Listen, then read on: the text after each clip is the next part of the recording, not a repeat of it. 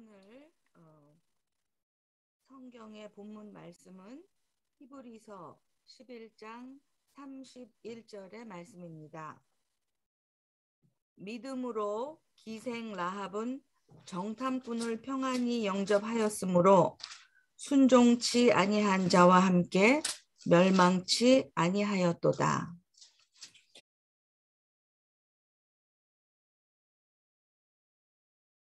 우리 아돌람에서 이제 담화할 때 보면 이제 좀 비교가 되면 우리 정영민 형제가 담화할 때는 아주 아카데믹 어프로치를 주로 하지요.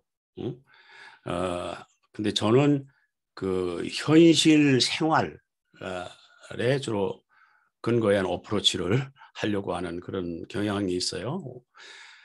그래서 지난 몇 주간을 돌아볼 때 우리 아돌람에서 아주 재미있는 뭐 여러 가지 항상 일이 있지만 이야기 가운데 가장 그 흥미 있었던 얘기가 우리 김웅재 형제가 아주 절세할 때 그 로또 가게 앞에서 아주 그 심각한 그 방황을 왔다 갔다 한 얘기. 또 하나는 또 우리 이동규 형제가 투기 산업에 투자했다가 쫄딱 망하고 다시 IT로 화려하게 복귀한 얘기. 이 두 가지 얘기가 아주 인상적이었어요. 그래서 이 두 가지 얘기를 토대로 오늘 한번 이 부활의 말씀에 대해서 생각을 해보려고 합니다. 그래서 여기서 우리가 좀 확실하게 하고 넘어가야 될 부분이 있어요. 그게 뭐냐면 역전과 반전의 차이입니다. 역전, 반전 비슷한 것 같지만 이게 좀 달라요. 보세요. 이런 겁니다. 예를 들면 권투 시합을 하는데 한 선수가 9회 말까지 계속 얻어맞다가 마지막으로 한 방 쳤는데 상대방이 KO로 떨어졌으면 그건 역전입니다. 그런데 계속 얻어맞던 친구가 계속 얻어맞고 있는데 마지막으로 치는 친구가 그냥 헛발에서 꽈당 하면 넘어져가서 뇌진탕으로 콱 쓰러졌어요. 그건 반전이죠. 그러니까 역전은 자기의 힘으로 문제를 해결할 게 역전이고, 반전은 내 힘이 아니라 어떤 상황의 변화로 인해서 뒤집어지는 것이 반전입니다. 이것을 이번 선거로 한번 생각해 보면 우리 윤석열은 역전이 아니라 반전을 일으켰죠. 그 반전의 키워드는 배신이라는 상황으로 결국 선거를 치른 거 아닙니까? 그 항상 모든 것에서 반전을 흥미진진하죠. 뭐 어떤 영화를 보더라도 그렇고 막 그냥 조마조마하고 가슴을 조마조마하게 그러다가 그냥 확 반전이 될 때 그 반전은 백미죠. 그래서 반전이 없는 작품은 밋밋하고 그런 거죠. 그러니까 이제 김웅재 형제가 로또를 샀는데 그게 됐다. 그 역전일까요? 반전일까요? 그건 반전이지. 그죠? 우리 이동규 형제가 투기 산업에 잘못하다 완전 망하고 새롭게 IT 산업을 오는데 지금 대박이 터졌다. 그거는 이동규 형제의 그 스페셜리티도 있지만 이 컨텍스트의 변화가 생긴 거잖아요.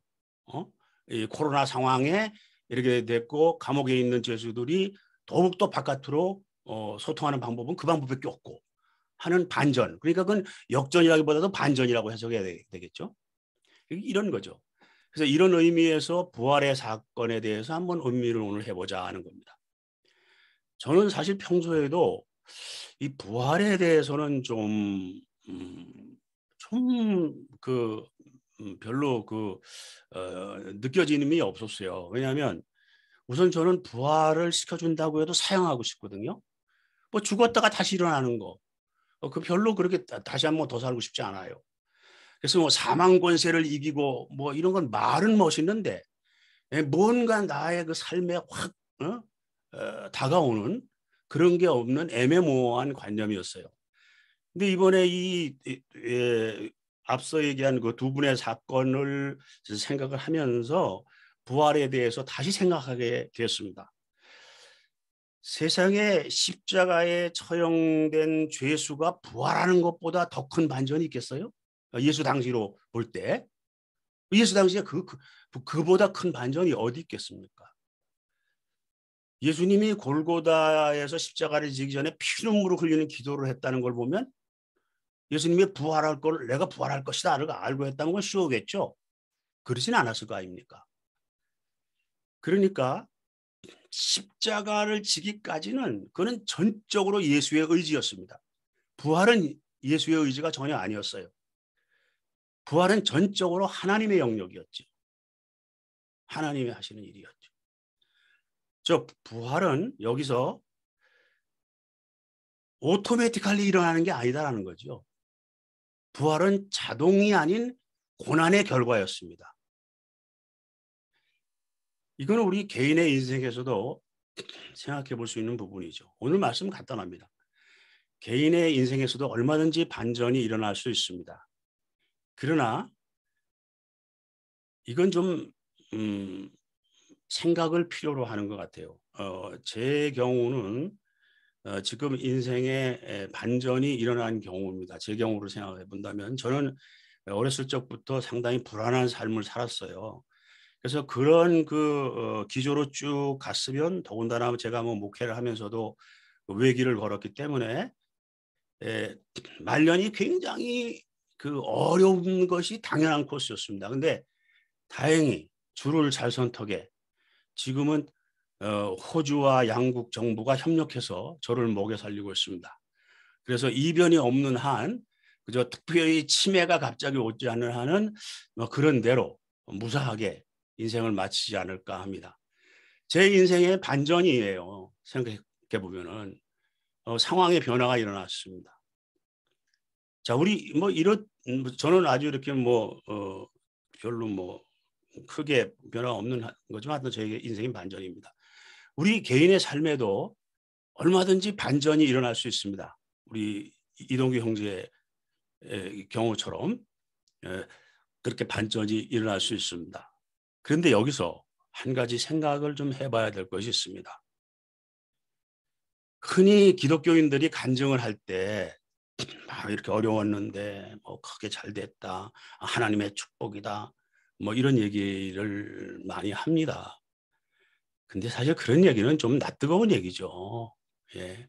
세상은 얼마든지 역전이 일어날 수 있는 거 아닙니까? 반전이 아니라 역전이 일어날 수 있는 것이고 또 우연도 일어날 수 있는 것이고 그런 거죠.